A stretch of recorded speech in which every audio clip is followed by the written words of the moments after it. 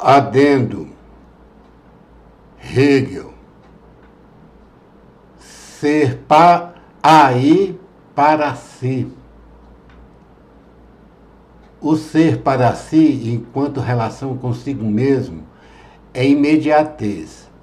E enquanto relação do negativo para consigo mesmo, é o essente para si, o uno, o que é em si mesmo carente de diferença e, portanto, o que exclui de si o outro.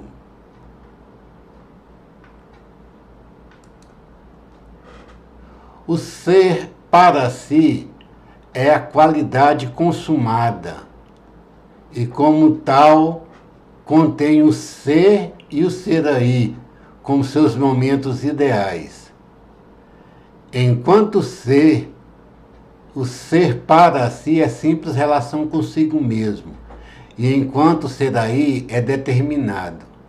Contudo, essa denominação não é mais a determinação finita do algo em diferença ao outro, mas a determinidade infinita que contém em si a diferença como suprassumida. O exemplo mais próximo do ser para si temos no eu, nós. Nós nos sabemos enquanto essente aí, primeiro como diferença de outro essente e relacionado como ele. Aqui vem esse jogo que nós falamos sobre o outro, tem de ter o reconhecimento do outro.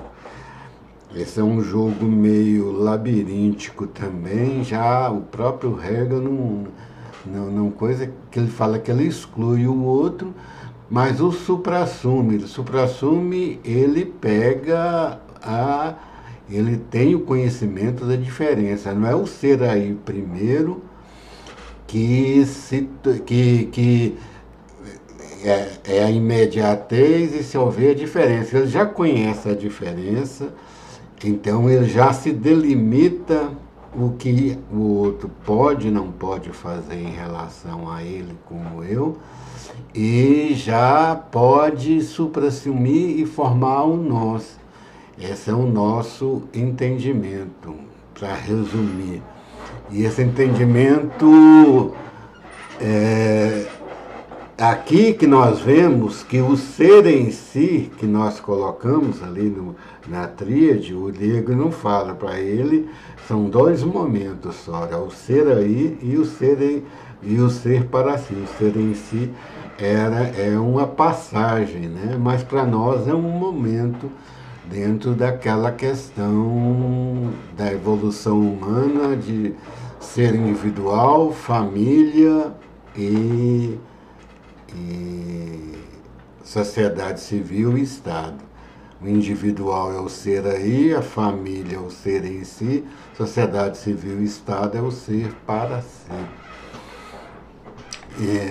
Outro esclarecimento é quanto a esse... Nós falamos da família só em questão de casais, mas também isso tem só de irmãos, tem famílias de parentes, né, primos que vivem junto há muito tempo, se acostumam e que passam a pertencer, a sogra, né, que muita gente não gosta, eu não tinha problema, né, mas muitas vezes vem morar com os filhos, passa a ser da parte da família também, né, entra na família os colegas de orfanato, que não tem nem pai nem mãe, né, é uma organização de cunho que tem de tomar um rumo familiar, né?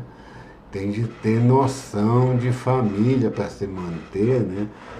Os abrigos de menores também teria que ter uma educação visando a integração familiar, e isso tudo está no núcleo do ser em si, né? Não é? A direção de um orfanato ele, como parte da sociedade civil, é um ser para si. Mas os internos e os estudantes, né, de repúblicas também, eles formam um núcleo de cunho familiar também. Aí vamos ver a explicação disso que nós estamos falando. A relação do negativo para consigo mesmo é relação negativa. Negativa porque ela reconhece que o outro é diferente dele, né? Então ele nega o outro como o eu dele, é o outro.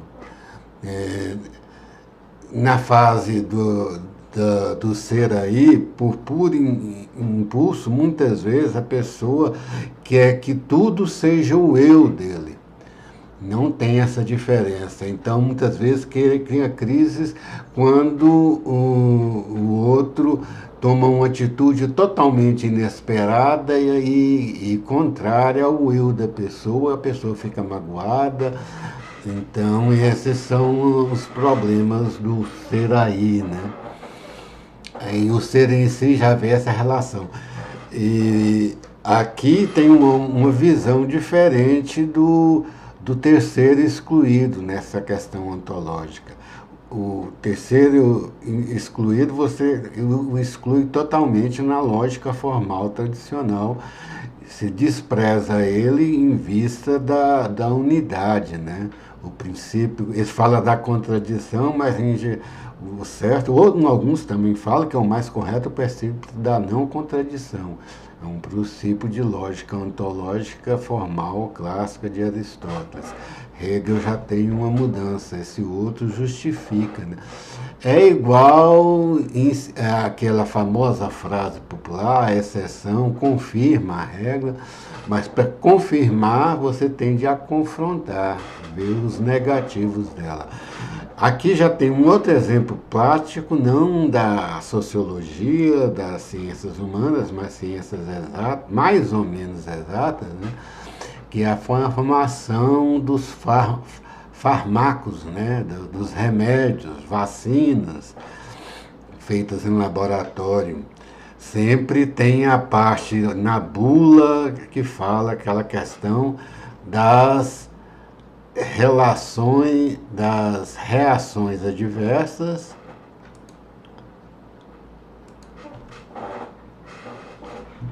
medicina.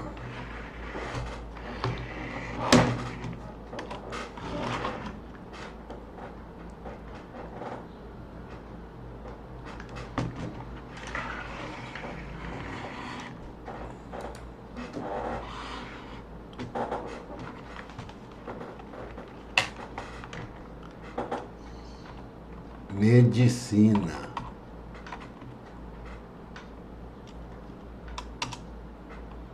Terceiro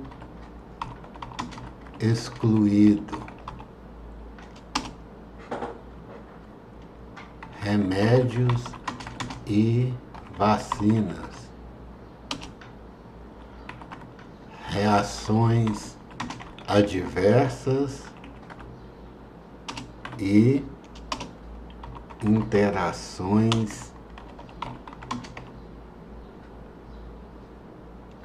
farmacológicas, vamos colocar isso, reações, interações com outros medicamentos, né?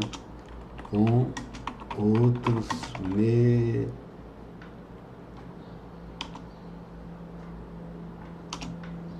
medicamentos. Esse seria o terceiro excluído dessa relação, né? Quando ele fala que exclui o outro, né? Ser para si a exclusão do outro e a suprassunção. Ser para si, exclusão do outro e suprassunção, para se formar o ser do ente, não doente de dor, mas doente no caso, o ente aqui, ente, o exemplo, né, medicamentos.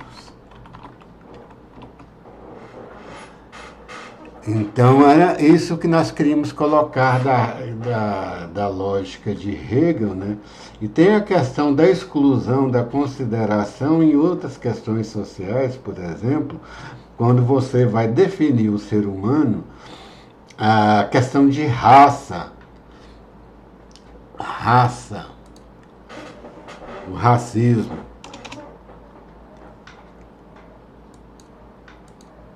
racismo. Ele é a raça é um acessório. Não define a pessoa. Não define a pessoa. O principal. Por isso que dentro da lógica ontológica, dentro da lógica ôntica, muitas vezes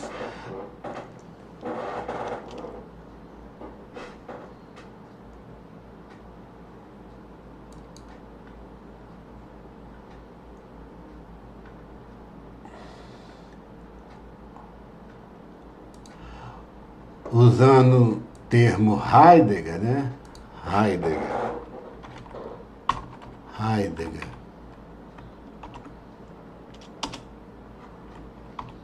Ôntico,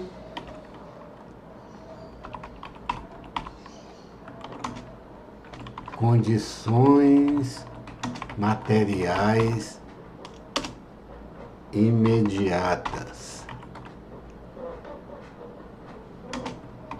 Racismo estrutural.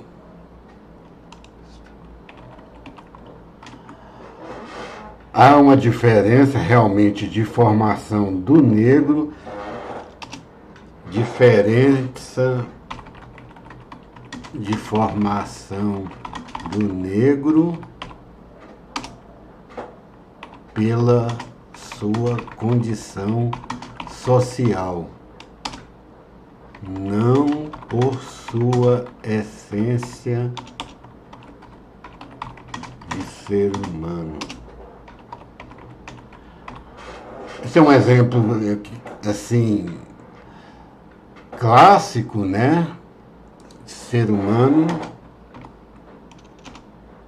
igual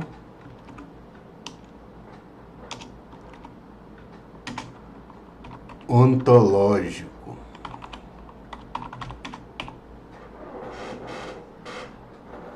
Essas condições materiais que causam a diferença é uma diferença ôntica. O ontológico, nós estamos aqui já utilizando uma terminologia de Heidegger que nós estamos estudando em Ser e Tempo.